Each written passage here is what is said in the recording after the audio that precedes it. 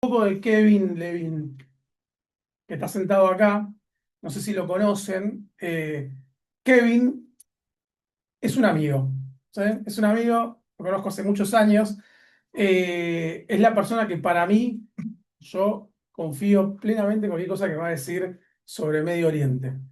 De hecho, si le hubiese preguntado si me tomaba un vuelo en febrero a Israel, le hubiese dicho, no lo hagas. Pero no se lo pregunté. Y cuando vio una historia en Instagram que estaba en Israel, me dice, uy, estás en Israel. Y le digo, ¿por qué? No, bueno, no te quiero poner mal. Y me dejó de hablar. Y le dije, no, pero ¿por qué? Me está dando ansiedad. Me dice, bueno, lo que pasa es que si no pasa nada este fin de semana, terminas tu viaje, pero puede ser que mañana arranque algo. Con lo cual yo terminé armando mi valija el viernes a la tarde por las dudas, por si teníamos que salir por cualquier manera corriendo a algún lugar. Y tenía razón, ¿sí? Con lo cual le dije, me hubieses avisado antes. Y me dijo, no sabía que te ibas. Me tengo que ir a Israel la semana que viene. ¿Me voy o no me voy? Yo creo que estás bien. ¿Estamos bien? Yo creo que estás bien. Sí. Me da miedo Perfecto. porque está grabado, pero yo creo que estás bien. Bueno, nosotros queríamos hacer esta charla con él, más allá de porque confío plenamente en cualquier opinión o criterio que él tenga, porque nos parece que está bueno poder ver otras visiones, otras posturas, otras miradas sobre la situación en Israel, sobre la situación en Medio Oriente. Kevin ¿querés presentarte vos? Dale. Bueno, primero, muchas gracias, Ori. Tengo miedo de decepcionar, voy a decir, con esta introducción, pero para mí es un placer estar acá. Me encanta Uruguay, me encanta Montevideo y no conocía la comunidad y la verdad está hermosa. Así que es un placer para mí estar acá y agradezco mucho la invitación. Eh, Brevemente sobre mi currículum, soy sociólogo, graduado de la Universidad de Buenos Aires y tengo una maestría en estudios de Medio Oriente, Sur de Asia y África por la Universidad de Columbia, que pude hacer a través de una beca Fulbright. Estuve ahí cuando volví a Argentina, principios del 2020, muy principios, re a fines de 2019, eh, pasaron cosas en el Medio Oriente y empecé a aparecer en algunos medios de comunicación. A esta altura creo que los canales importantes de Argentina más o menos pasé por todos y varios canales de streaming, en algunas apariciones más memorables que otras. A veces me ponen para debatir, cosa que no me gusta, pero es lo que la gente se queda más. Y bueno, haciendo todo lo posible para intentar traer un poco de análisis un poco más complejo en un contexto donde a veces falta, haciendo lo posible. Y también participo en la comunidad judía de Buenos Aires en varios espacios como profesional y también como voluntario. Ahora sí, perfecto. Estudié en la Universidad de Columbia. Columbia saben cuál es, ¿no? La universidad donde hubo manifestaciones en contra de Israel durante muchos meses. Ahí estudiaste. ¿Ese clima lo veías mientras estudiabas ahí o no? Sí, yo me fui en diciembre del 2019. Mi idea era quedarme un poco, situaciones familiares, como pasan a veces cuando uno está en el exterior, pero nada de lo que pasó después para mí fue demasiado sorprendente. De hecho, hay algo que me pasó que lo empecé a contar mucho después y que pensé mucho cuando empezó el tema de las manifestaciones, que es que yo estaba cursando mi último semestre en la universidad. Esto lo que te por en Betel, en la comunidad de Buenos Aires, en la época de las protestas. Y porque me da vergüenza. Yo estaba cursando mi último semestre, necesitaba defender mi tesis, ya estaba hecha mi tesis, necesitaba rendir mis últimas materias y presentar mi tesis. Y mi papá se enfermó mucho. Por suerte está bien, pero estuvo muy enfermo. Volví a Buenos Aires de emergencia y un profesor me dijo, te quería avisar que reprobaste la materia. Y yo dije, mirá, la universidad sabe, estoy acá, mi papá, terapia intensiva. Eh, y me dijo, bueno, volvé y lo hablamos. El profesor se llama Joseph Massad, tiene varias denuncias por antisemitismo. Voy a su oficina, el tipo tiene en sus manos decidir si pasé un año y medio en Estados Unidos y me vuelvo sin título. Y en el medio de la charla, donde yo le estoy rogando básicamente que no es que me apruebe la materia, que me deje rendir el final, porque falté a dos clases, porque estaba en Buenos Aires, y el tipo en un momento me dice, vos sos judío, ¿no? Él, solo por referencia, palestino, cristiano, criado en Jordania. Y le dije, sí, soy judío. Y me dice, te voy a dejar rendir el final si me prometes que cuando vuelvas a Argentina vas a hablar mal de Israel. Porque ustedes, los judíos, cuando critican a Israel, cuando critican el sionismo, tiene otro impacto, la gente los escucha. Y tardé mucho tiempo en contarlo, porque me daba mucha vergüenza, unos 4 años, pero le dije sí, porque la situación de disparidad de poder entre un profesor con varias denuncias, pero con cátedra inechable de la Universidad de Columbia, en una situación donde yo la estaba pasando bastante mal, eh, fue lo que tuve que hacer. Entonces, nada de lo que pasó después me sorprendió demasiado, en el sentido de que las semillas estaban ahí bastante presentes en el 2018, 2019, cuando pasé por ahí. Y el movimiento estudiantil, y escribí un poco sobre eso, nunca fue 100% estudiantil. También hubo muchos profesores que participaron activamente, y no me refiero a criticar Israel, eso lo podemos hacer, como de cualquier otro país, yo lo hago. Me refiero a la deshumanización de los israelíes.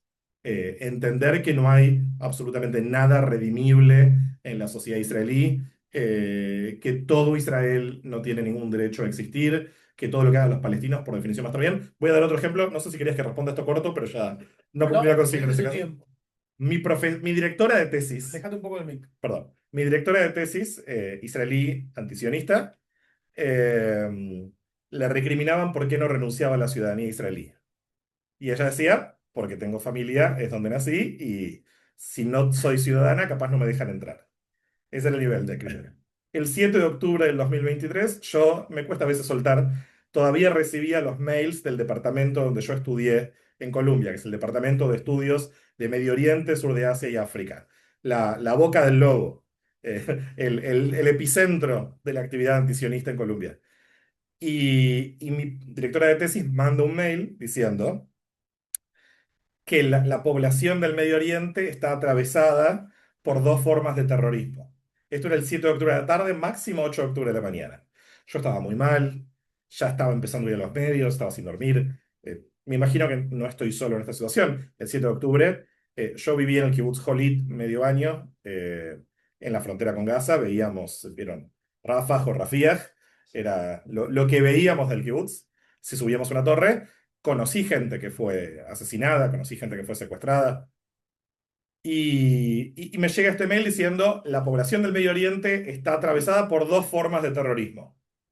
El terrorismo sionista y el terrorismo de Hamas, porque lo que pasó ayer o hoy fue inexcusable. Y de repente me empiezan a llegar mails de estudiantes diciendo, 7 de octubre, 8 de octubre, ¿cómo se atreve la profesora Gil Hochberg a decir que Hamas es terrorista? El 7 de octubre, u 8. Y eso para mí es un ejemplo de lo distorsionado que es, que todo el mundo veía las imágenes de lo que había pasado, no era ningún secreto, ellos mismos lo difundieron, y sin embargo había reticencia. La reacción de muchos estudiantes era decir, al final todo este tiempo nos dijiste que eras antisionista, pero en esta situación en la cual tu antisionismo debería ser puesto a prueba, realmente nos lo tendrías que demostrar, porque la carga de la prueba un poco se invierte en este tipo de casos, tenés que demostrar tu inocencia. Acá no fallaste, porque dijiste que lo que pasó el 7 de octubre fue terrorismo. Y ahí, bueno, solamente dos ejemplos, tengo mil anécdotas de mi año y medio en Colombia, que igual la pasé bien, ¿eh? Pero es un lugar muy especial y que lamentablemente tal vez es un caso extremo, pero no es un caso aislado, Una consulta que te quería hacer. si el rabino permite. Sí. Dale, dale, Carlos. No, porque yo entiendo que el desconocimiento sobre la situación del Medio Oriente, esas opiniones las puede tener, no sé, el kiosquero acá a la esquina, el verdurero, yo qué sé, no sé. Pero se supone que ahí están estudiando sobre la situación en el Medio Oriente. ¿Cómo gente que tiene que tener conocimiento está opinando sobre una persona que con desconocimiento, digamos? ¿Qué se imparte en esos cursos, digamos? Que no queda muy claro. Eh, Yo creo que hay que tener en cuenta las universidades de élite en sus departamentos de ciencias sociales están muy atravesadas en Estados Unidos por lo que se llama la teoría postcolonial, decolonial, teoría de crítica racial, que tienden a ver los problemas, y yo creo que esto también es algo interesante para contrastarlo con Latinoamérica, porque no estamos ahí, pero Norteamérica y Europa sí están en este nivel de debate, entienden los problemas del mundo principalmente como el resultado del colonialismo. Y en ese contexto se estudia específicamente el caso israelí, el caso del sionismo, como un caso máximo de colonialismo, casi como el restante de lo que queda del colonialismo. Hay un autor que me gusta mucho, lo recomiendo mucho, sé que seguramente me escucharon un tipo de charla así, capaz ya lo escucharon, que se llama Tomer Pérsico. Estuvo en Latinoamérica hace algunos años, le escribí para entrevistarlo, lo trajo Mazortí, de hecho, para una conferencia en Mendoza o algo así. Eh, pero tenía una escala en Buenos Aires y no le habían dado, se bañó en mi casa, necesitaba un lugar para bañarse. Eh, pero lo entrevisté y un artículo que dice algo muy interesante, que es las sociedades europeas, particularmente determinados marcos académicos y políticos, están muy atravesadas por la culpa de lo que hizo el mundo occidental con respecto al resto del mundo.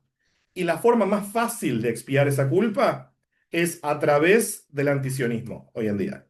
Y él tiene una frase, voy a parafrasearlo porque no me acuerdo textual, es: el mundo occidental se limpia el pecado del colonialismo sacrificando a Israel en el altar del poscolonialismo.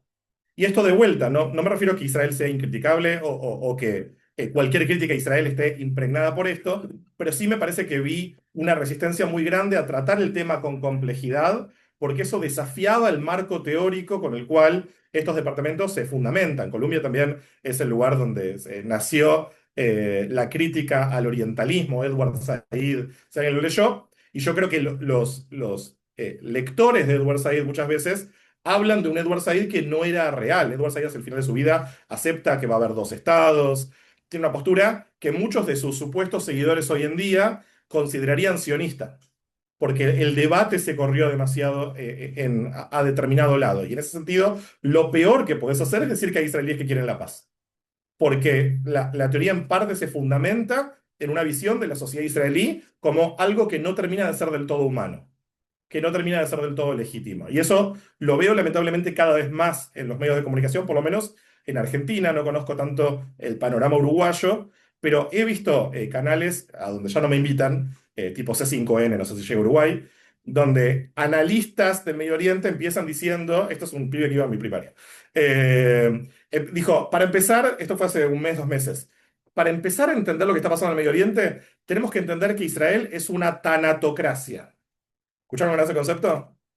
Es un régimen de la muerte, tánatos. Y desde esa mirada tenemos que entender la guerra actual con Irán. Porque Irán obviamente es la víctima inocente e Israel es el victimario absoluto. No hay grises, no hay matices. Es muy cómodo como una mirada hacia la vida, entender que todo es blanco y negro. Y la realidad es que si esa teoría te la taladran una y otra vez, gente que respetás mucho porque están en lugares muy valorados académicamente, si tenés solamente un destornillador, todos los problemas empiezan a parecer tornillos. Y en ese sentido, a pesar de que la realidad no encuadra exactamente con la teoría, entonces el resultado es cambiar la percepción de la realidad, porque la teoría no la podés cambiar. La teoría ya se convierte en parte de tu identidad. Y lo digo porque en parte yo también me metí en ese mundo. O lo veo en retrospectiva, o leo algunas de las cosas que escribí en ese momento, te absorbe, porque también es una forma de integración social. Si vos te corres de ese lugar, entonces estás medio solo, estás medio aislado. Hay marcos universitarios donde lo peor que puedes hacer es ser sionista. Nadie sabe bien qué es sionismo o qué significa ser sionista. Seguramente si preguntamos acá vamos a encontrar 10 definiciones diferentes sobre lo que es ser sionista. Pero se convirtió en lo peor que puede ser en algunos marcos de Estados Unidos. Y eso me parece que es un gran problema. Hay encuestas que muestran que muchos estudiantes judíos universitarios empiezan a tener que esconder su identidad por miedo al ostracismo social. Ni hablar si cuentan que vivieron en Israel, tienen familia en Israel, y ni hablar si alguno empieza a definirse como sionista. Bien, hablando de eso, nosotros nuestra idea era poder hablar hoy sobre Israel y sobre sus amenazas externas y sobre sus conflictos internos. Y entre sus amenazas externas, una de las situaciones que hoy nos están atravesando es la relación de Israel con Estados Unidos hoy. Hace unos días Trump empezó a criticar al Estado de Israel y a Netanyahu. No sé si lo habrán escuchado, pero uno de los comentarios que dijo Trump es: quizás Netanyahu debería aprender que para matar a una persona no tiene que tirar un edificio y matar a tanta gente, y que Israel no puede manejar el tema con Hezbollah, con lo cual quizás debería dejarle a Siria, que bien lo están haciendo y controlando Hezbollah, que lo va a hacer mejor. Entonces la pregunta es, frente a toda esta situación de amenaza externa, ¿cómo está la relación de Israel con Estados Unidos? Creo que estamos ante el tema que está preocupando a los israelíes hoy en día. Hay una percepción, ustedes habrán visto, está tomando forma un acuerdo para terminar la guerra contra Irán que empezó el 28 de febrero. Hay un acuerdo marco, hay un memorándum de entendimiento, en realidad es un poquito menos que un acuerdo. Es muy cortito, 14 puntos, una página y media, y deja muchos de los temas a resolver en un plazo supuesto, pero probablemente que se extienda de 60 días. Y hay mucho que todavía no sabemos sobre temas clave, pero sí hay algunas cosas que evidencia. ¿Y qué evidencia? Cosas que para los israelíes, para el grueso de los israelíes, independientemente, por cierto, de lo que piensan sobre el gobierno, que esa es otra discusión, la fragmentación interna que hoy en día tiene Israel, considerada por los israelíes, por cierto, según encuestas, la amenaza número uno para Israel en el futuro.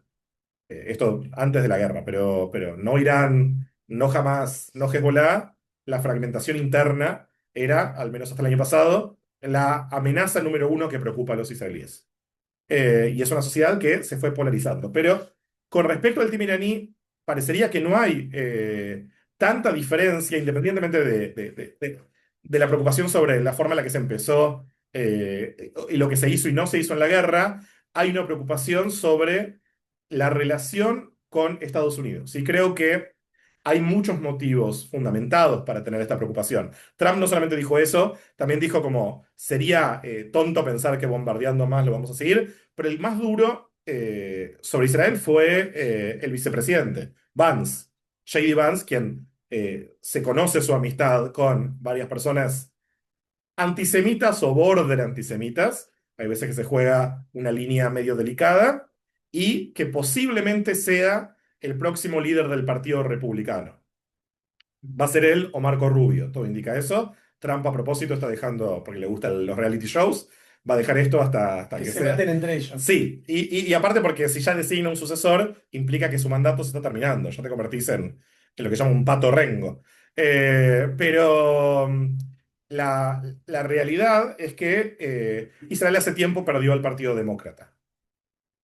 Lo muestran todas las encuestas, es una realidad triste, podemos discutir qué es lo que pasó, pero la realidad es que en algún momento el color político dentro de Estados Unidos va a cambiar. La novedad de los últimos meses es que Israel está perdiendo el Partido Republicano. Tal vez de los últimos 2 años y medio, pero se intensifica en los últimos meses. Y esto tiene que ver con, en primer lugar, una apuesta muy arriesgada que se hizo de empezar la guerra contra Irán, probablemente pensando que se podían resolver las grandes preocupaciones de seguridad de Israel en un plazo más corto de lo que terminó pasando, con complicaciones que eran esperables, pero que seguramente no eran deseadas, como el cierre del estrecho de Hormuz, la incorporación del Líbano como una agenda, como un espacio secundario dentro de la guerra. Y todo esto llevó a una urgencia muy grande de parte de Trump. Y probablemente esto también termine, me acuerdo muy al principio de la guerra, no quiero decir que siempre la veo, pero en un canal de televisión que me tocó debatir, no sé si conocen a Waldo Wolf, yo dije, Trump le va a soltar la mano a Israel en algún momento, porque es un político. Y Waldo Wolf dijo, no, Trump hace esto porque es lo correcto, es lo que hay que hacer, condena el terrorismo. No lo vi a Waldo Wolf últimamente, pero lo quiero llamar. Eh, pero la realidad es que Trump no puede declarar una derrota. Entonces, en ese escenario, Israel es el chivo expiatorio más fácil para explicar por qué Estados Unidos se metió en una guerra donde ahora su mejor escenario es volver a la situación anterior de la guerra y que probablemente no lo va a lograr. Una de las grandes preocupaciones sobre este acuerdo es que deja un Irán fortalecido. Los puntos del acuerdo incluyen no involucrarse en asuntos internos de Irán, es decir, la oposición iraní y los manifestantes van a quedar absolutamente solos una vez más, después de que se les prometió ayuda ya varias veces y esa ayuda en la práctica nunca llegó. Israel ni nadie se va a meter en los asuntos internos del Líbano y tiene que haber un cese al fuego en el Líbano, contradiciendo lo que había prometido el gobierno israelí, que era resolver de una vez por todas el problema de Hezbollah, incluso si implicaba mantener un cordón de seguridad de 30 kilómetros, 10 kilómetros, fue cambiando en el sur del Líbano, y prácticamente no hay tema, o casi no hay tema, que Irán haya llevado a la mesa como demanda que no sea realidad en el memorándum de entendimiento que se firmó. Es decir, aunque todavía no vimos la forma total, vemos un Irán que no aparece afectado, que no tiene cambio de régimen, con la oposición que va a aparecer debilitada, al que se le van a liberar las sanciones, al menos en parte, el monto exacto es variable, puede llegar a ser lo necesario para reconstruir lo que generó la guerra, puede ser más, al que se le van a liberar los bienes que tienen congelados en cuentas bancarias en el exterior, y que, y esto también es una preocupación grande, en la práctica hoy se está quedando con un poder de veto sobre lo que pasa en el Líbano. ¿Por qué? Porque lo vimos en los últimos días. Cada vez que Israel hizo un operativo contra Hezbollah en el Líbano, Irán dijo, se suspenden las negociaciones. Y es tanto la sensación de urgencia que está transmitiendo Estados Unidos que parecería que el ritmo y el contenido de las negociaciones realmente lo está gestionando Irán. Es decir, la guerra contra Irán puede llegar a ser un ejemplo para los libros de historia de una situación donde una tras otra hay victorias militares, pero eso no se traduce en un cambio estratégico, en una ganancia estratégica ni para Estados Unidos ni para Israel. ¿Y qué dice Vance? Si a Israel le molesta, recuerden que somos lo único que les queda. Lo dijo Vance antes de criticar a nuestro presidente, y lo decía no porque Netanyahu haya criticado a Trump, sino porque miembros del gabinete de Netanyahu criticaron a Trump y el acuerdo. Tal vez porque es la vía de escape que Netanyahu se permite para criticar a Estados Unidos. Y Vance le dijo, antes de criticar, recuerden que somos la única potencia que todavía los apoya. Y esto es un poco fuerte de escuchar, es un pilar de la política exterior israelí, el apoyo de Estados Unidos. Es un proceso que va a tener que reconstruirse, que habla también de un deterioro no de los últimos meses, pero intensificado en los últimos meses, donde una guerra tal vez mal calculada o sin planes B o que se esperaba que fuera más corta de lo que terminó siendo, ahora hay que pagar las consecuencias de una guerra que no cumplió ninguno de los objetivos que parecía perseguir. Tal vez termina desmantelando, desactivando, implementando una moratoria sobre el programa nuclear iraní. Ese es el único objetivo que Trump todavía repite, pero no va a hacer nada con respecto a los misiles. Incluso Trump dijo, si sus vecinos, hablaba de Arabia Saudita, no hablaba de Israel, pero dice, si los vecinos de Irán tienen misiles, ¿por qué nos debería molestar que Irán tenga misiles? Y ese no es el Trump de febrero, de marzo, porque Arabia Saudita no está hablando de destruir a alguno de sus vecinos. Y por otro lado, cambio de régimen, ya todos aceptamos hace tiempo que no va a ocurrir. De hecho, ese régimen que parecía deslegitimado, que tenía los días contados, ahora es el régimen con quien se está negociando y que en buena medida tiene la batuta en las negociaciones. Y todo esto son malas noticias para Israel. Eh, Israel entra ya en un clima electoral. En octubre va a haber elecciones, probablemente a fines de octubre, porque todavía no fueron anunciadas, pero tiene que ser como máximo el 27 de octubre. Y la oposición también se está agarrando con eso. La idea de que bajo Netanyahu, no sé si fue exclusivamente Netanyahu, creo que jamás también tuvo mucho que ver, se destruyó la relación con Estados Unidos. O por lo menos está en el peor momento de la historia. Y algo que me preocupa sobre Estados Unidos, pero también sobre Argentina, donde vivo, es que la cuestión de Israel, el apoyo a Israel, se puso en el centro de la discusión política. Ahora ser pro-Israel, anti-Israel, ya un poco te define de qué lado no conozco tanto Uruguay, de la política estás. Y eso implica que en países como el mío, donde la cooperación militar con Israel es una política de Estado, el día de mañana, cuando haya un cambio político, no sé si será el próximo gobierno o dos gobiernos más, va a haber todo tipo de incentivo para cortar ese vínculo, porque se convirtió en una cuestión partidaria. Y esto es una película que vimos en Brasil, que se vio en algunos lugares de Europa, o lo estamos viendo en algunos lugares de Europa, y creo que ese es el futuro en Estados Unidos si no hay un proceso de reconstrucción. Y yo creo que lo mejor que le puede pasar a Israel es cuando haya un nuevo primer ministro, en algún lugar va a pasar, en algún momento va a pasar, sea por elecciones, porque Netanyahu es un ser humano que en algún momento no va a estar con nosotros. eh, Israel tiene que dejar de estar en la noticias una semana o un mes. Estar tanto en las noticias, tanto en el centro de la discusión, no es bueno para Israel, no es bueno para los judíos, y yo personalmente estoy ansioso de volver a una época donde la gente, donde no tengamos tanta atención sobre nosotros. Bueno, pero te genera más trabajo también. Sí, sí, sí. Muchos adornos igual. Pero Espera, hablando de Argentina. en este quiebre entre Estados Unidos, Quilombo en el que me metí. sí, en este quiebre entre Estados Unidos e Israel.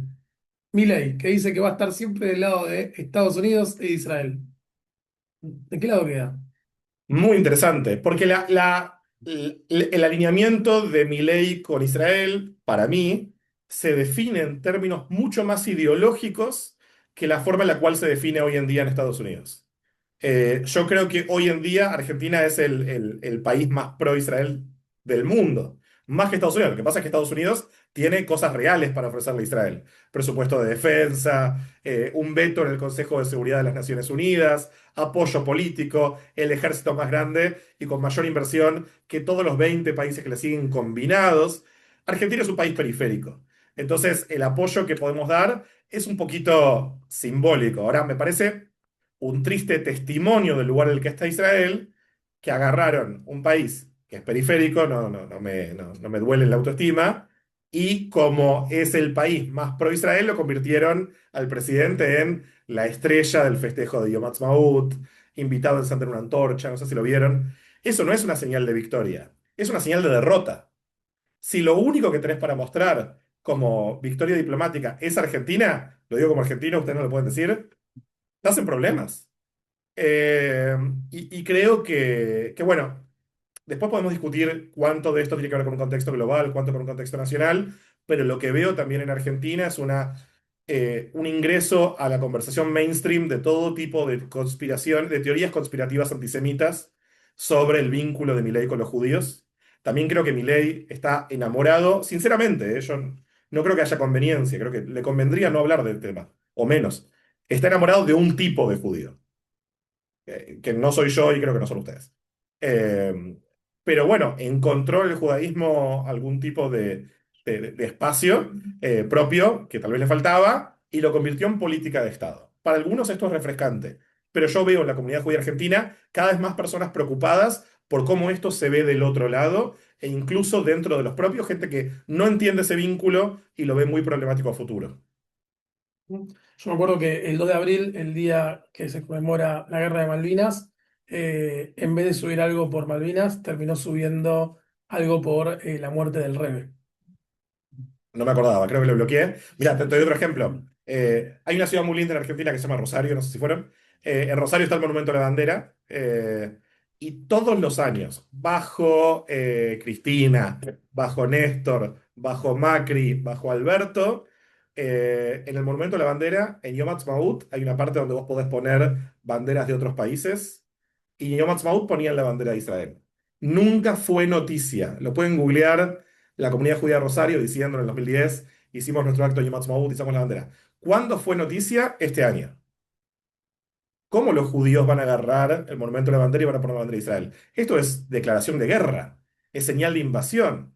Pero claro, nadie tiene memoria y hoy en día creo que las redes sociales también nos dieron mucho acceso a información fuera de contexto. Nadie se pone a fijarse que bajo todos los gobiernos, como gesto hacia la comunidad judía, el monumento de la bandera hizo la bandera de Israel en Yom Ha'atzmaut, como una vez al año izan la bandera de Italia. Y está perfecto, porque es una sociedad diversa, formada por diferentes colectividades, y esas colectividades tienen banderas. Pero ahora ese gesto sencillo e histórico se convirtió en un tema político y en un tema muy complicado. Antes de seguir, ¿querías hacer una pregunta? Sí, por favor, Kevin, ¿verdad? Sí, Cuando mencionabas a la mala, el mal relacionamiento de Vance con Israel, todos sus dichos y eso, hay una interna entre Vance y Marco sí, Rubio. Probablemente Marco Rubio tiene un posicionamiento totalmente distinto y pro-israelí. sí. Y creo que goza de más prestigio y más fuerza como para ser el futuro candidato republicano en las próximas elecciones. Eso es así. Mira, no sé, y además no es un mecanismo 100% democrático. Entonces, no es que la gente va a decidir. No, no, va a haber Eh, elecciones, se va. Tal vez, tal vez.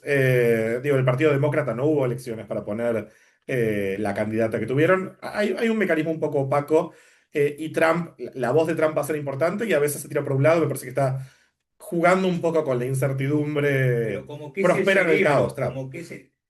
Sí, Marco Rubio. y sería una señal diferente. Ahora, esta semana hubo elecciones en Nueva York para Sí.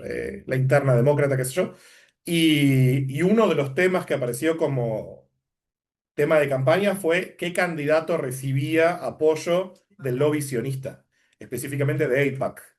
Y los candidatos de AIPAC en su gran mayoría perdieron, incluso los que estaban ahora en el cargo. Es decir, no van a poder seguir en el cargo dentro de la Cámara de Representantes, que es la que elige por distrito dentro de los estados. Así que digo, hay todavía sectores, pero ya son bastante reducidos, o se redujeron bastante en los últimos años, con los cuales Israel habla. Incluso diría, está perdiendo parte de la comunidad judía estadounidense. Y creo que hay muchos factores que juegan en eso. Uno de ellos tiene que ver con una generación de jóvenes. El judío promedio en Estados Unidos es población de las grandes ciudades costeras, ciudades que tienen un sentido común bastante progresista, al menos de acuerdo a la media nacional. El progresismo en Estados Unidos no es necesariamente el mismo que en Uruguay o en Argentina. Y muchos de esos judíos, sobre todo jóvenes, ven la representación de Israel termina siendo a veces las declaraciones de Itamar Ben-Gvir o Bezalel Smotrich, que esta semana Ben-Gvir dijo, hay que prender fuego todo Líbano, y por cada madre israelí que llore, 1000 madres libanesas tienen que morir. O que festejó la aprobación de la pena de muerte. Todo esto en Estados Unidos se viraliza y empieza a tener un efecto importante. Entonces lo que me preocupa es que pareceríamos encaminarnos, no quiero extrapolar la tendencia de los últimos años, pero si no se hace algo y hay algún cambio, puede llegar a una situación donde Israel, no solo en Estados Unidos, se va a quedar solamente con la comunidad judía, porque parte de la comunidad judía la está perdiendo, sino que se va a quedar solo con los evangélicos, que no tengo nada en contra de ellos, pero es una defensa a Israel que es diferente a la mayoría de los judíos. Entonces, hay procesos que son bastante complicados y que tienen que ver con cambios dentro de Estados Unidos, pero también la realidad política dentro de Israel, que es muy difícil de traducir, interpretar y encontrar sobre todo un componente positivo, redimible, no monolítico a una población importante de Estados Unidos, que en general, por cierto, le dedica bastante poca atención a temas internacionales. Entonces, pedirles que entiendan la complejidad, la realidad política de Israel, que el ministro de Seguridad Nacional o el ministro de Economía puede no ser representativo de la sociedad. Todo esto es muy difícil de explicar, es difícil de explicar hasta para nosotros. Y lo último cortito, ¿sí o no? ¿Es de tu autoría Judíos de M? No, ese es David Kablin, Está. es más grande que yo. Gracias. Me mataste. Gracias, perdón. No lo leí todavía. Volviendo al tema, dijiste que es muy difícil explicar la situación política israelí hoy. Bueno, dale, vinimos a explicarla. O sea, ponete media pila. Qué difícil. A ver, esta semana hay un tema que parece cada vez más importante en la política israelí, que estuvo central en las noticias, que tiene que ver con la relación entre la población ultraortodoxa y el resto del país.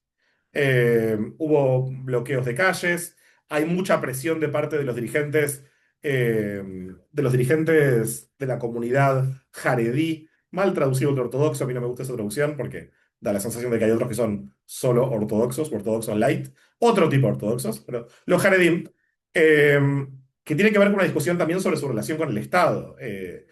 La discusión sobre la participación en el servicio militar eh, es algo que existe en la sociedad israelí hace tiempo, pero que obviamente en los últimos 1000 días, Israel está en guerra hace 1000 días, toma otra dimensión. Creo que lo dije la vez pasada que vine ahí a la casa, pero la ex casa. Muchas gracias. Un israelí me decía, cada vez tengo un abismo más grande con quien no va a entender el miedo de que en la mitad de la noche te toquen el timbre o te llamen o te toquen la puerta para decirte que pasó algo con tus hijos. Y esto me lo decía un padre de una chica que estaba haciendo su servicio militar obligatorio.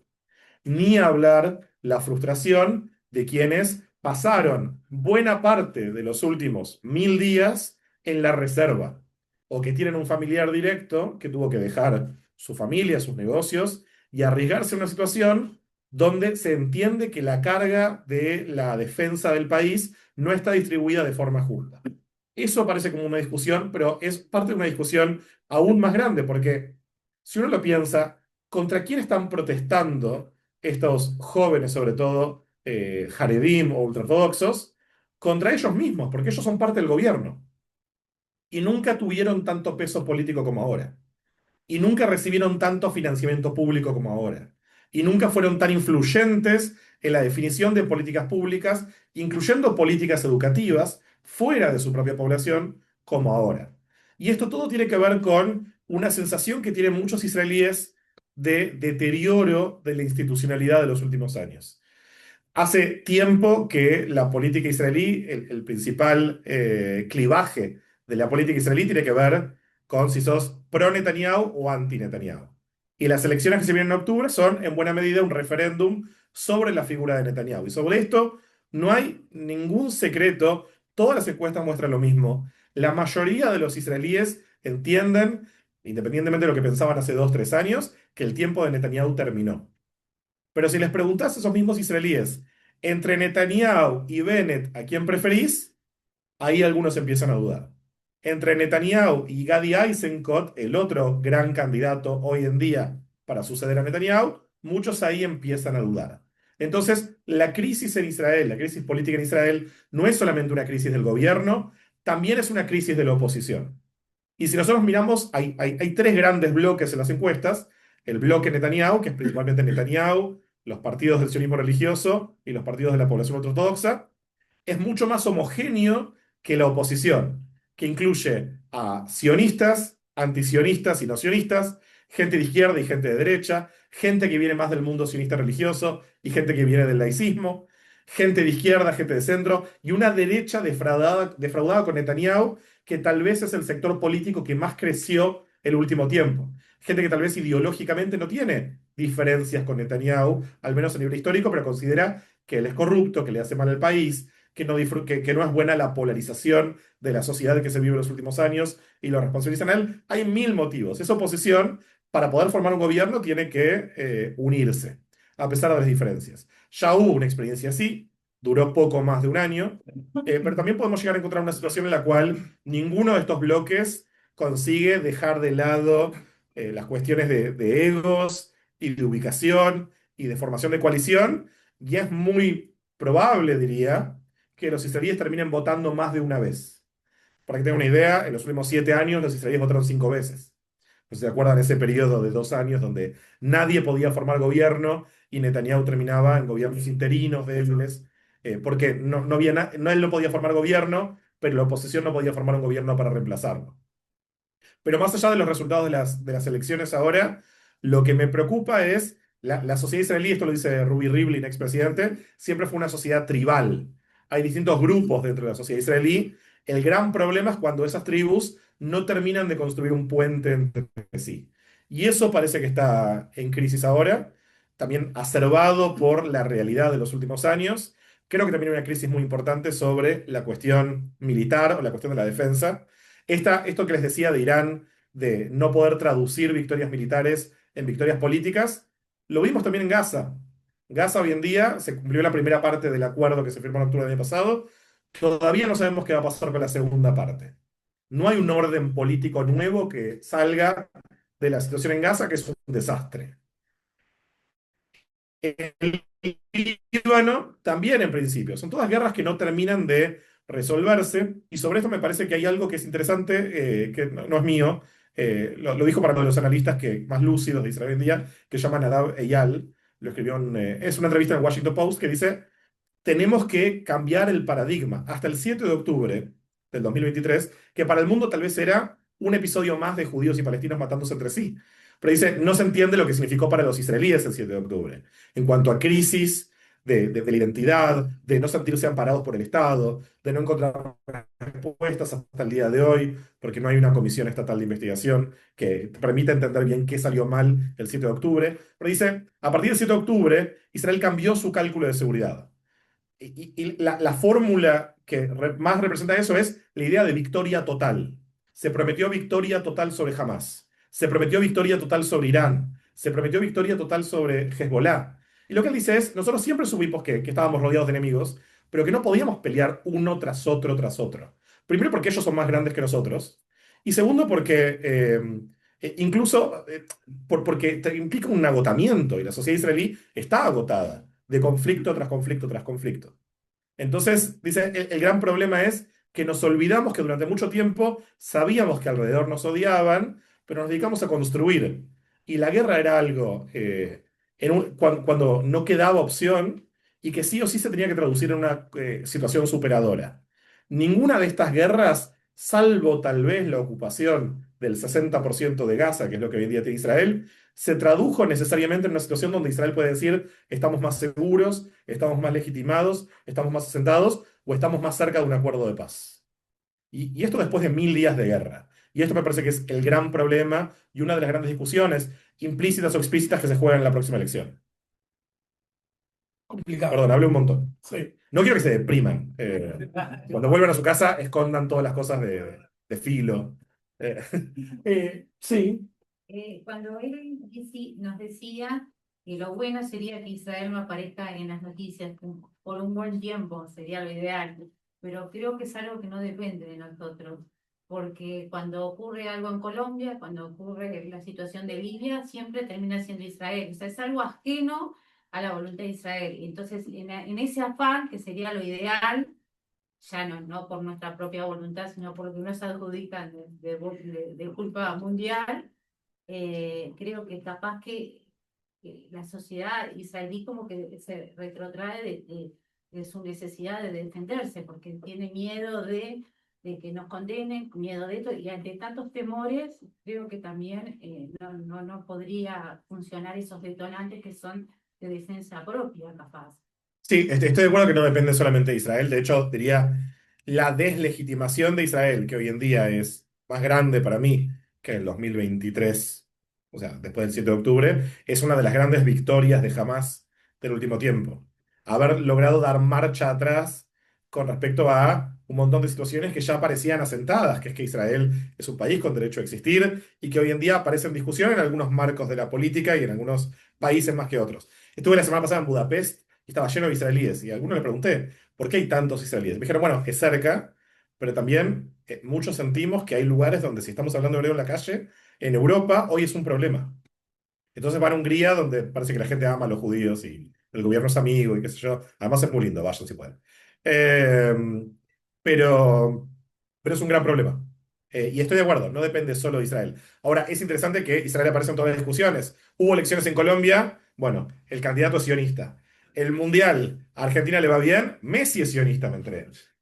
¿Y por qué es sionista? Porque hay una foto de él en el cótel, que ni sé si es real, ojalá que sí, y porque no dice que hay que destruir el Estado de Israel. Y eso te hace sionista, parece.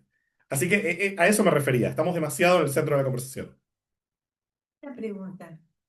¿Qué opina usted de todo lo que dice Francisco Gil White? Porque yo después que Trump dijo de que Siria se ocupe de la parte del Líbano, el dirigente de Siria estaba conectado con Al-Qaeda, otro enemigo de Israel. Sí, Entonces yo digo que este Francisco Gil White a veces con lo que dice no está tan equivocado. no lo sigo mucho porque lo escuché un par de veces y me hizo mal. Eh, me parece que el gran problema, no sé nada de lo que viene diciendo en los últimos meses, pero el gran problema de él, me parece, en mi opinión, cada uno puede seguir al que quiere, es que entiende todos estos conflictos principalmente como una lucha civilizacional. Y eso no te permite entender, por ejemplo, la rivalidad que existe dentro del propio mundo árabe o dentro del propio mundo islámico, porque da una idea un poco de la lucha entre el bien y el mal absoluto, que creo que funciona bien a nivel fórmula, a la gente le gusta un paquetito bien cerrado para entender. Ahora, Al-Shulani, o Al-Shara, depende de cómo lo llamemos, el presidente sirio, es verdad que tiene raíces en Al-Qaeda, pero también es verdad, y lo podemos ver, por ejemplo, en la longitud de su barba, que está intentando legitimar su gobierno cada vez más. De hecho, Trump dijo, tal vez Siria es la clave para resolver el problema del Líbano con Hezbollah, que yo creo que hoy es un delirio, pero sí habla de una apertura de Washington a la idea de que Siria ahora está viviendo otro momento político y que puede ser integrado a la comunidad de las naciones con gobiernos legítimos, que durante mucho tiempo, bajo la dictadura de Bashar al-Assad, no lo fue. Entonces, creo que uno tiene el Medio Oriente que existe, no el Medio Oriente que uno quisiera tener. Y la realidad es que Israel, en un momento, para poder no vivir en guerra permanente, va a tener que hacer, no sé si acuerdos de paz, pero al menos un orden que le permita convivir o coexistir con sus vecinos, incluso si los vecinos no son lo que a uno le gustaría tener. Y creo que esto también lo vimos en las discusiones sobre la posibilidad de normalización con el gobierno libanés. El gobierno israelí no confía en el gobierno libanés, tiene motivos para creerlo, pero la realidad es que con el gobierno libanés solo tal vez no alcanza para resolver el problema de Hezbollah, pero sin el gobierno libanés seguro que no alcanza.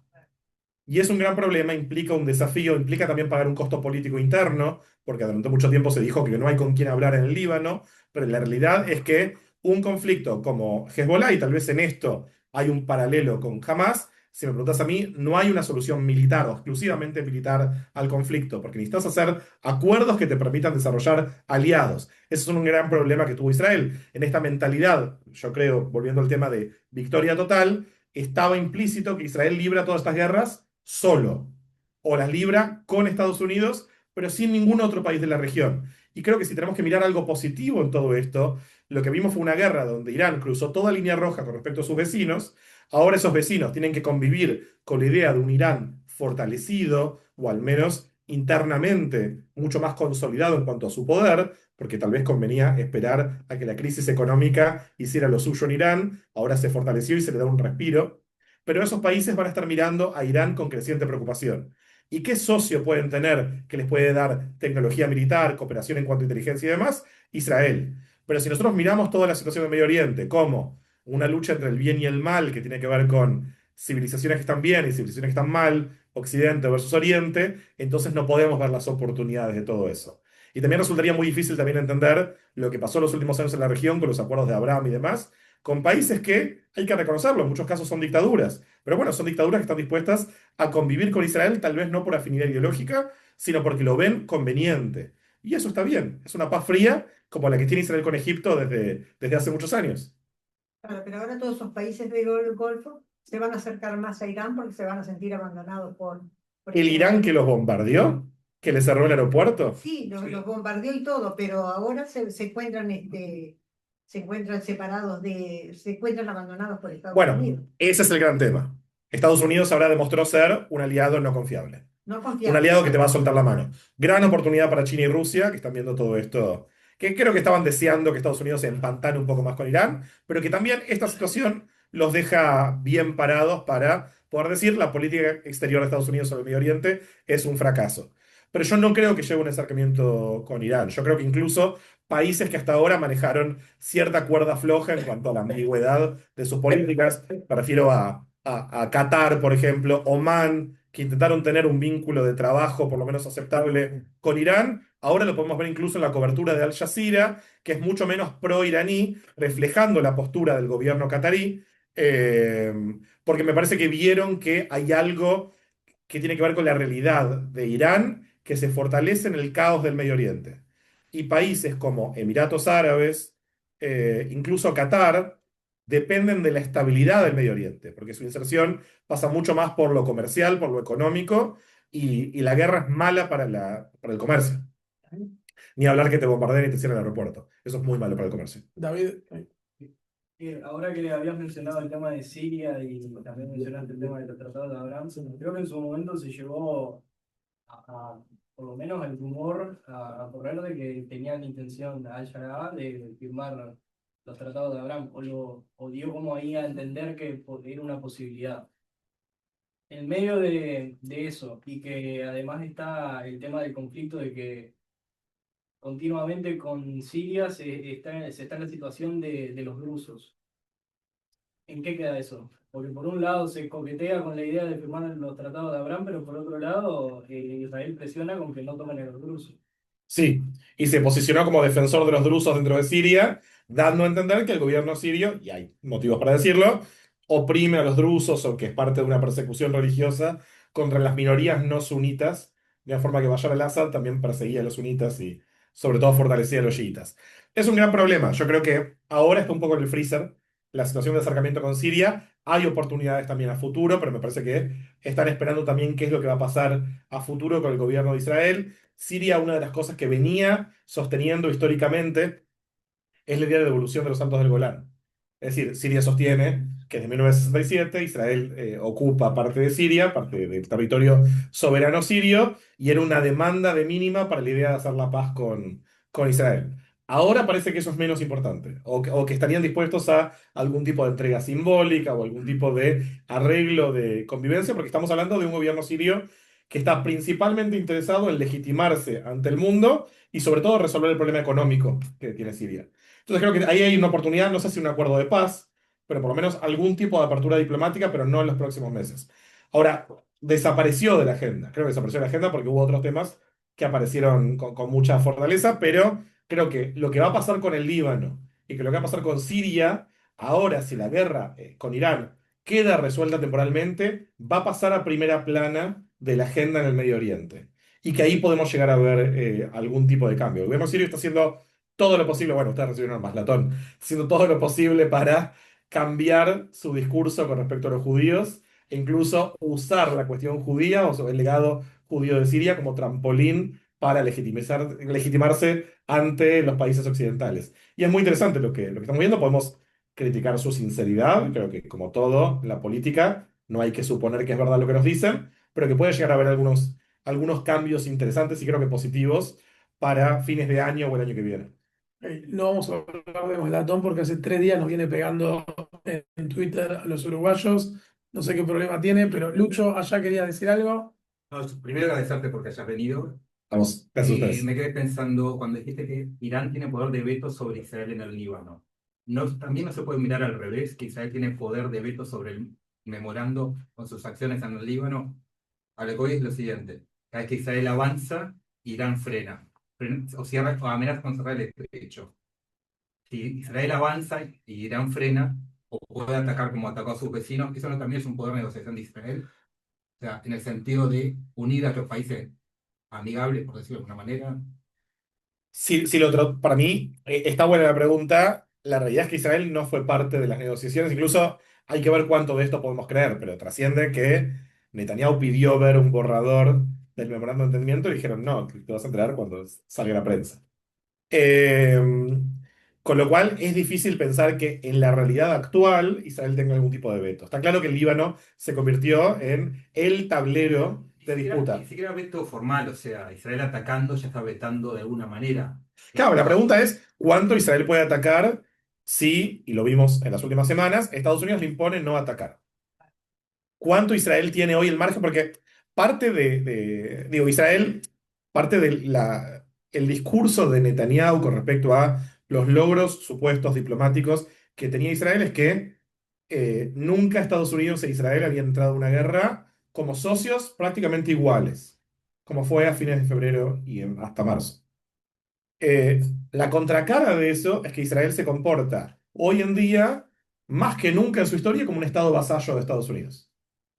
Es decir, la política defensiva de Israel hoy parece estar en buena medida pautada en Washington. Y esto es un gran problema porque lo que vemos es un cambio en las prioridades de Washington, donde Trump parece haber decidido que la mayor urgencia a nivel internacional es liberar el estrecho de Hormuz. Estrecho que, hace falta recordar, el 28 de febrero estaba abierto, a la primera semana de la guerra estaba abierto. No se puede considerar la apertura del estrecho de Hormuz como una victoria de la guerra, porque sin la guerra estaba abierto. Y estuvo abierto siempre. Volver a los precios que existían del barril del petróleo y del gas y de los fertilizantes que había antes de la guerra. Si esa es la primera prioridad, y lo que están diciendo es a Israel, como dijo Vance, fíjense que no tienen mucho margen de negociación. Entonces, eso no es una buena noticia para Israel, porque la pregunta es, ¿cuánto Israel podría llegar a llevar adelante una guerra sin la aprobación de Estados Unidos? Está claro que contra Irán no se puede. Hay 1.600 kilómetros de distancia, hay ciertos objetivos militares iraníes que sí o sí necesitas la tecnología que solo tiene Estados Unidos. Meterte con Irán implica meterte con grandes potencias, incluyendo China. Israel no lo puede hacer, Estados Unidos sí lo puede hacer. El Líbano es otra historia. El Líbano es un territorio fronterizo. Netanyahu, por cierto, dijo, mientras yo sea primer ministro, nos vamos a quedar en el sur del Líbano.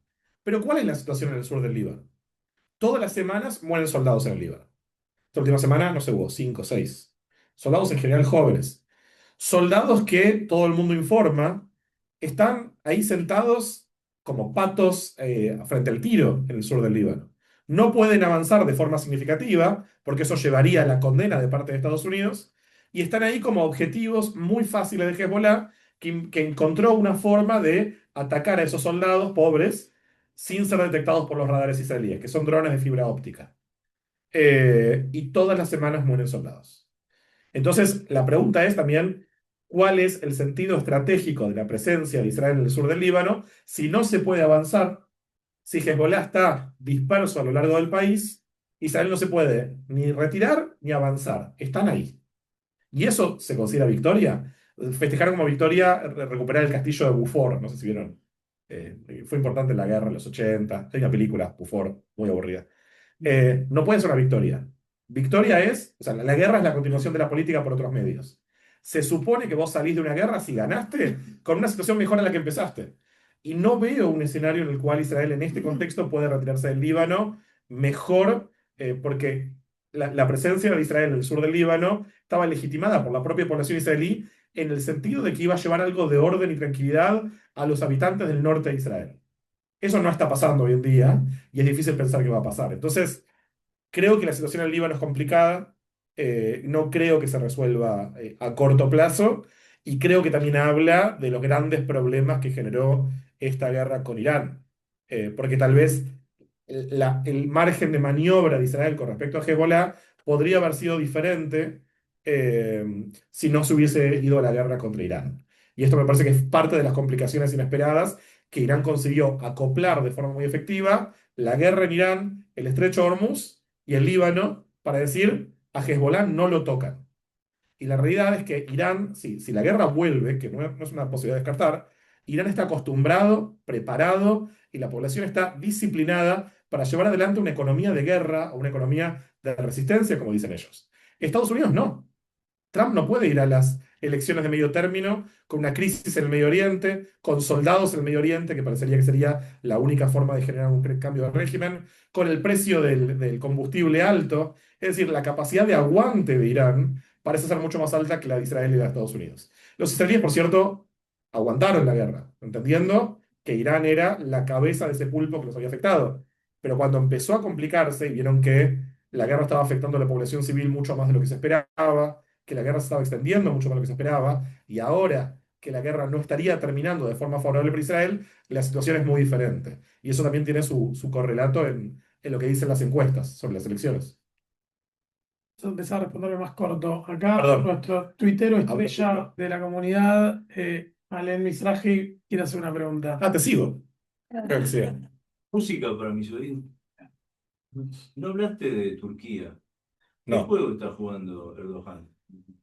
Después, ¿está queriendo reconstruir el Imperio Otomano? ¿A qué juega? Sí, a ver, es para otra charla. Y Yori me dijo que sea corto. Pero Turquía, sin dudas, va a ser una de las preocupaciones a largo plazo de Israel. Me parece que la situación con Turquía es diferente en el sentido que estamos hablando de un país de la OTAN, un país que siempre también tuvo un pie en Europa, pero también vemos un Erdogan que, primero, tiene hoy en día una influencia muy grande sobre Siria. Y eso lo hace prácticamente fronterizo con Israel. Vemos un Erdogan que se convirtió en un crítico muy fuerte del accionar israelí en Gaza y que entiende que a nivel interno eso también lo beneficia. Si ustedes miran la opinión pública de los turcos con respecto a Israel, es una de las más negativas del mundo, más negativa todavía que lo de los iraníes.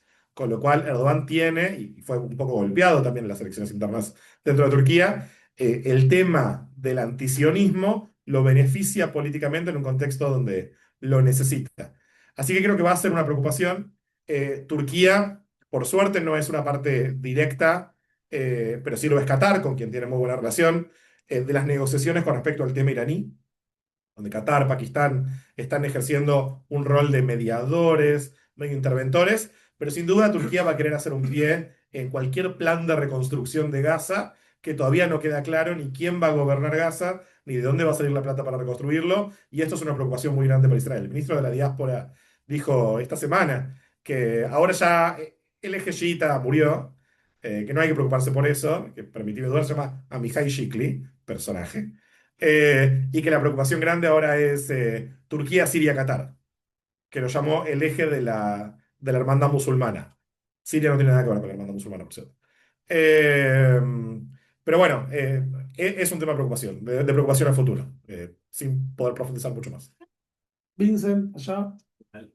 Volviendo un poco principio de la charla, pero que me quedé pensando, y inclusive esto de una forma de argumentación o agradecimiento post, si quiere. ¿En qué medida esta es la teoría postcolonial que de alguna forma explica o intenta explicar el conflicto en términos de imposición de sionismo como proyecto colonial y a raíz de eso todos los males? ¿En qué medida no cumple con esa condición o en qué medida simplifica demasiado la discusión? Porque de alguna forma, por el momento la discusión termina siendo, bueno, el bando, vamos a llamarle pro-palestino, entendiendo el sionismo como una ideología pasajera, y obviamente de nuestro lado dicen, bueno, el sionismo es más profundo que algo que mañana cambia el ministro y como podría haber sido el chavismo y después viene otro modelo político. Entonces, ¿en qué medida frente a esa discusión no alcanza con catalogarlo como un conflicto postcolonial y nada más? Yo en teórica me fui para el otro lado. No, pero está muy bien. A ver, muy resumidamente, ¿por qué el sionismo no es un movimiento colonial? En primer lugar, los movimientos coloniales, a ver, más allá de que fundaron colonias, en el sentido de asentamientos, digo, mi familia también llegó a Argentina en una colonia judía. No significa que eran colonialistas, sino que eran asentamientos judíos. Generalmente tiene una metrópolis en cuyo nombre se produce la colonización. Por cierto, muchas de las teorías postcoloniales que se estudian habla de Israel como un movimiento colonial de asentamiento, Settler Colonial Society. Pero más allá de eso, además de que esos inmigrantes judíos que llegaron a Israel no eran los únicos judíos que había, sino que había comunidades judías previas con un fuerte arraigo en la tierra. Además, esos inmigrantes no hacían lo que hacían en nombre de esa metrópolis. Más allá de que no había una extracción económica que beneficiaba a algún país europeo, además esos inmigrantes no volvían y muchos de ellos no eran ni siquiera ciudadanos de los países de donde venían, sobre todo los que venían de Europa Oriental, los que llegaron después de la Shoah, en los años previos a la creación del Estado, en los primeros años. Además, y esto es algo que hace un rato mencioné a mi codirector de tesis, Rashid Halibi, que no es fan de Israel, pero algo que dijo el 7 de octubre es, muchos de los que celebran el 7 de octubre no se dan cuenta de que independientemente de la opinión que podés tener sobre la violencia o no del sionismo, si era un proyecto que suponía la eliminación del palestino inicialmente, o si podría haber sido otra cosa, o si fue otra cosa, dice, muchos de nuestro lado, decía él, cometen un error que nos perjudica, que es no darse cuenta de que existe una identidad nacional israelí. Y que suponer borrarla, suponer que en el 2026 vos podés hacer algo como borrar un país, entiende que ese país no tiene una identidad nacional propia. Y, por cierto, intentar borrar una identidad nacional, sobre todo a partir de la violencia, es un accionar genocida, es una práctica genocida. Entonces él decía, el 7 de octubre fue una práctica genocida. Y eso es algo que no termina de entenderse del otro lado, porque si entonces el colonialismo es la fuente de todos los males en el mundo hoy, e Israel es el movimiento o el resultado del movimiento colonial, por definición o en su máxima expresión, toda violencia contra Israel y los israelíes de repente aparece como fair play. Es algo legítimo porque se hace en nombre de contrarrestar una violencia mayor. Me parece que eso termina siendo, de alguna forma, puede haber otros argumentos, de por qué es importante contrarrestar estas cosas, pero además estas teorías suponen que la identidad colonial sigue fuertemente vigente en la sociedad israelí hoy, que yo no lo creo. Obviamente la sociedad israelí no es perfecta, no conozco ninguna sociedad perfecta, no está desprovista de racismo, no conozco ninguna identidad desprovista de racismo, y hay un sentimiento antipalestino, no hay por qué negarlo, pero que también hay que entenderlo como el resultado de más de un siglo de conflictos. Y esto me parece que es un tema que tenemos que entender. En algunos aspectos, en algunos marcos políticos y académicos, se acepta la violencia palestina, por ejemplo, como el resultado de una radicalización natural que se justifica por la historia. Nadie supone que el israelí también puede estar radicalizado y que hay consecuencias en la sociedad israelí de la primera intifada, la segunda intifada, el surgimiento de Hamas en el poder de Gaza. El israelí no tiene derecho a radicalizarse, porque toda expresión de violencia real o percibida de los israelíes es de repente una condena hacia toda la sociedad. Pero palestinos que se explotan el colectivo, y bueno, ¿qué esperaban? Entonces, eso me parece que es un problema. Es una simplificación lo que estoy diciendo, pero cuando el marco teórico está tan apilado en contra de los israelíes, entonces terminamos aceptando un doble estándar muy fuerte. Y ahí es cuando el antisionismo, o sea, lo que significa, termina claramente del lado del antisemitismo. Natalia Sharansky habla de las 3D, no sé si escucharon una vez, que es la deslegitimación, la doble vara y alguna más. Deshumanización. Y parte, bueno, y eso volvemos a como había empezado. Hay gente que ve al israelí como menos humano. Y en ese sentido, el dolor israelí no sirve ni como explicación ni como justificación de nada. Y no digo que tiene que justificar todo, pero me parece que sí hay que entenderlo. Hay que entenderlo porque si no, los israelíes son una sociedad de demonios sedientos de sangre. Y lamentablemente hay gente que hoy lo piensa. No sé cuántos en Uruguay, pero en Argentina está eso y aparece sobre todo en las redes sociales. Sí, sí, ¿vos querés decir algo? Sí. En un momento dijiste como al pasar que quizá convenía esperar que la crisis económica en Irán haga el suyo en vez de ir a la guerra. Y cuando Trump decide y anuncia lo que iba a hacer, en realidad creo que, más allá de que había pasado la masacre que pasó y estaba la cosa bastante jodida en Irán, creo que se planteó en los términos de que era un capítulo más de algo que se venía haciendo, ¿no? Cuando habló del total obliteration ese que hizo los espacios estos nucleares. Entonces, como que vendió un combo que sonaba bastante razonable. No creo que lo haga porque es Madre Teresa de Calcuta y que quiera salvar al pueblo iraní. Es obvio que también debe tener intereses particulares, políticos, etcétera. Nadie es, digamos, ingenuo en ese sentido.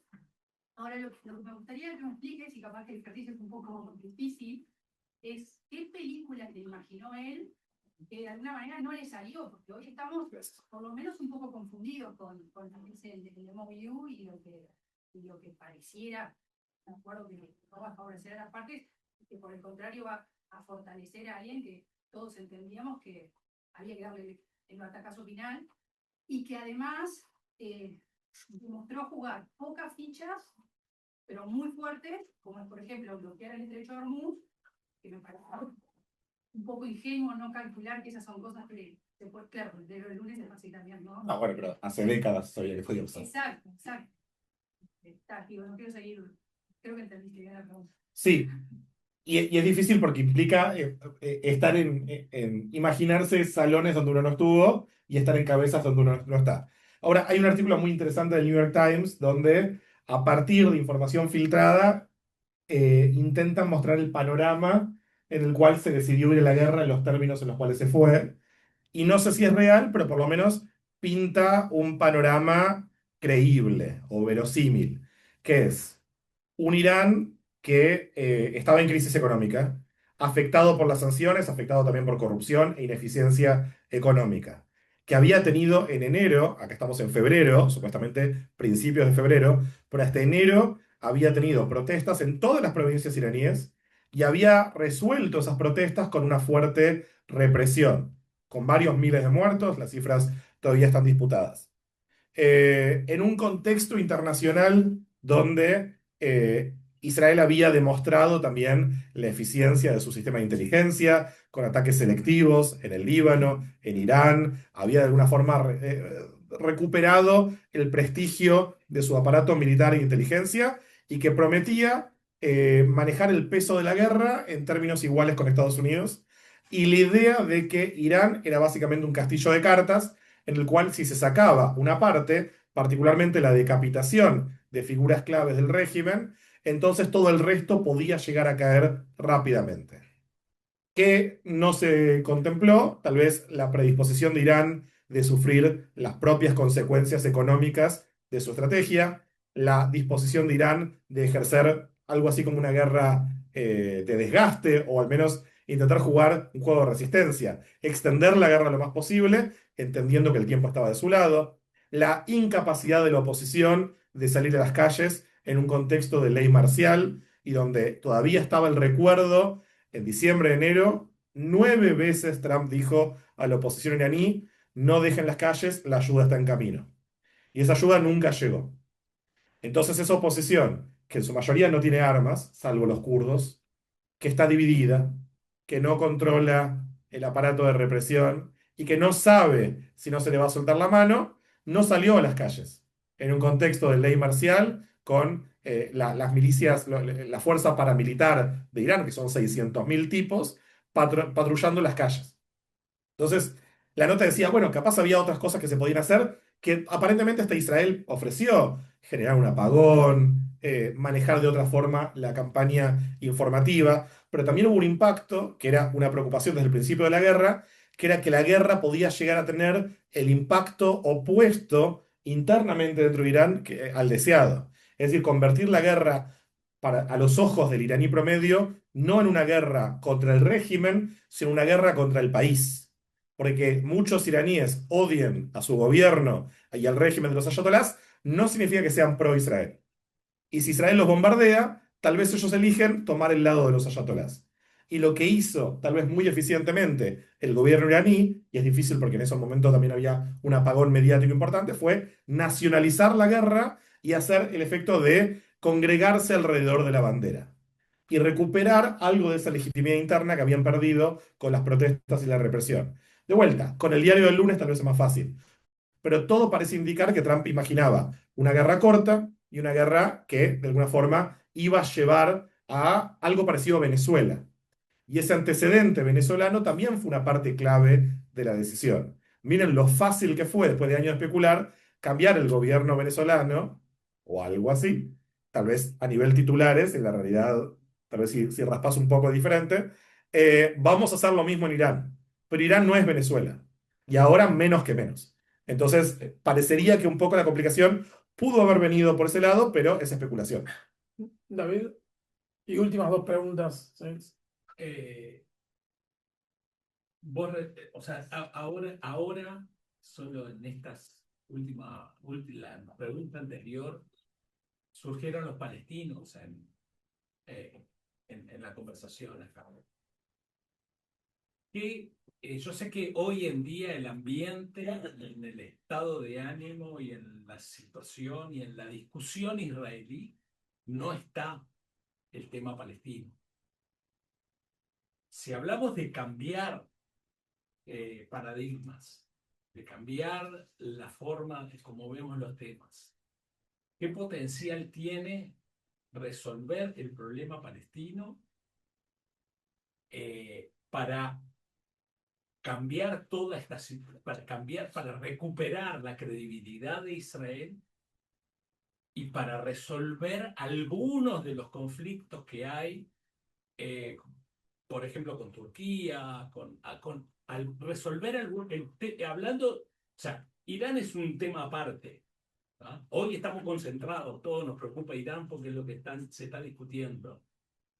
Pero en el mediano y largo plazo hay casi la misma cantidad de judíos que de palestinos entre el mar y el río. ¿Qué potencial tiene resolver el problema palestino? No tenemos partner hoy, pero potencialmente, ¿qué potencial tiene de resolver todo el problema o mejorar el problema? Está muy bien la pregunta y creo que también es un reflejo de los últimos años. Que es verdad que hasta el 7 de octubre el tema palestino había no desaparecido, pero había perdido su lugar central en la agenda. Los acuerdos de Abraham también, de alguna forma, sellaban esa idea de que Israel no necesitaba resolver el problema palestino porque los palestinos ya no tenían en la práctica este veto para la integración de Israel en la región. Y todo eso colapsó en el 2023. Y ahora volvemos a estar. Yo diría, en primer lugar, la sociedad israelí todavía, creo que en términos históricos, no salió del trauma del 7 de octubre. Y las lecciones históricas del 7 de octubre pueden ser varias y creo que están en una discusión abierta. Para muchos, si me preguntan a mí, también soy de este club, el 7 de octubre fue consecuencia de muchas cosas, pero también fue el fracaso de la concepción de que el conflicto podía ser administrado de forma indefinida sin ningún tipo de horizonte político hacia su resolución. Cuando digo esto, la gente me dice, pero ¿con quién? No hay con quién hablar, bla, bla, bla, bla, todos los argumentos que conocemos. al punto de que parece ingenuo decirlo, pero me parece que ingenuo también es suponer que un conflicto puede durar para siempre.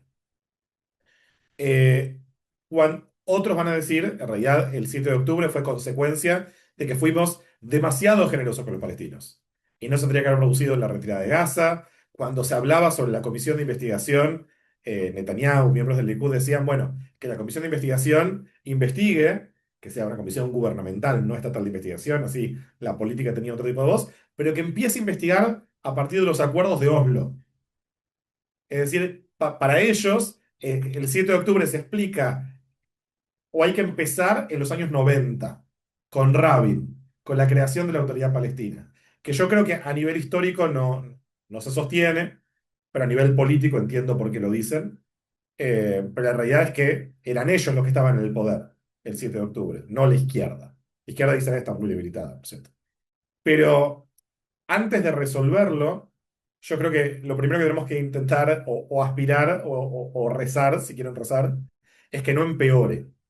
Y si bien la situación en Gaza ahora está en un empate, donde Hamas volvió a tomar el control sobre 45% de la franja de Gaza, y por ahora no queda claro para qué lado va a ir esta supuesta etapa 2 de la reconstrucción de Gaza, la situación en Cisjordania es muy preocupante. Y creo que nos cuesta un poco hablar de esto, pero hay una situación de creciente anarquía en Cisjordania que hace suponer, o no hay que descartar, que en cualquier momento puede haber un gran estallido de violencia en Cisjordania, seguido también por una fuerte represión. Entonces, para empezar a mejorar, tenemos que intentar no empeorar. Bennett, por ejemplo, uno de los dos fuertes candidatos para empezar a Netanyahu, esta semana dijo, tenemos que hacer algo con esta situación de anarquía, con asentamientos que son ilegales, de acuerdo al propio derecho israelí, con poblaciones de jóvenes granjas radicalizadas que están yendo a localidades palestinas, a veces con armas entregadas por el propio ejército para cometer actos de violencia que son espantosos y que a mí por lo menos me recuerdan. No quiero que los judíos estemos asociados a eso y que también tenemos que tener en cuenta que cuando el mundo ve eso, en este contexto que estamos describiendo, muchos van a decir, esta es la cara de Israel, este es el sionismo. Y para la mayoría de los israelíes, estos son sectores marginales, pero en el actual contexto político, estos sectores marginales no encuentran una respuesta fuerte de parte del Estado para pararlos, porque ganan otras consideraciones políticas. La verdad es que una sociedad no es solamente lo que hace, sino también lo que está dispuesto a tolerar, dispuesto a tolerar que pase. Y esto es un gran problema. Creo que parte de esta reconstrucción o este proceso de sanación que tiene que tener Israel tiene que ver con eso. Hay un proyecto que aparecía en el acuerdo de revitalizar la Autoridad Nacional Palestina, hay que tener en cuenta también que es una entidad corrupta, que no tiene elecciones hace más de 20 años, que es odiada por los propios palestinos, pero es la única entidad que existe dentro de lo que es esos acuerdos de paz o acuerdos marcos de los años 90. Y creo que por ahí pasa el camino para intentar volver a un horizonte político, pero dudo mucho que pase con este gobierno israelí y con este gobierno estadounidense. Pero tal vez cuando haya cambios políticos en ambos países podamos ver algún tipo de cambio. Una última pregunta, Ernesto. ¿Ya te la contestaron? Y perfecto. Bueno, ¿cómo seguimos? Les digo a qué jugar a la quiniela mañana. Hay que rezar, tenemos un Betacneset, hay que rezar. ¿Cómo seguimos? ¿A quién votamos? ¿Nosotros? No, si tienen ciudadanía israelí pueden ir a votar, casi seguro, si necesitan averiguar. Hay que pagar el pasaje, pero qué sé yo, está lindo Israel ahora, pueden visitar. Yo te quiero hacer Una pregunta. Sí. Como sociólogo, ¿considera que posibles acuerdos de paz y estratégicos con los países limítrofes pueden tener una incidencia real en la baja del antisemitismo? Porque hay tal asociación al antisionismo como antisemitismo, o la mala publicidad que hoy tiene Israel con un creciente antisemitismo. ¿Vos crees que realmente puede incidir para los judíos de la diáspora poder vivir un poquito más en paz? ¿O crees que eso es totalmente irrisorio? Qué pregunta difícil. No lo sé.